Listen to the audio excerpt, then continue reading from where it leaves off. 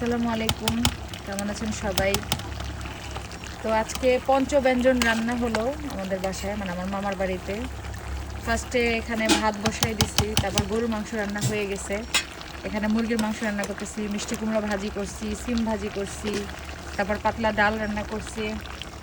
তো সবাই একটু কমেন্ট করে জানাবেন তো যে আমার মাংস রান্নার কালারটা, যদি এটা কষাচ্ছি এখনও তো কিছুই মানে ফাইনাল হয় নাই, এটা কষানো অবস্থা আর কি। তার মাংস রান্নাটা কেমন হচ্ছে অবশ্যই একটু কমেন্ট করে জানাবেন। কারণ চুলা রান্না তো এমনিতেই মজা, বাট কষানোর উপরে ডিপেন্ড করে অ্যাকচুয়ালি মাংসের টেস্ট।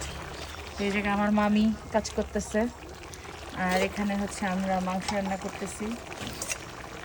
তো যাই হোক, মশলা টশলা বিছায় বসছি এখানে কাজকাম করার জন্য। তো রান্নাটা কেমন হলো অবশ্যই কমেন্ট করে জানাবেন। সবাই ভালো থাকবেন, সুস্থ থাকবেন, আল্লাহ হাফেজ।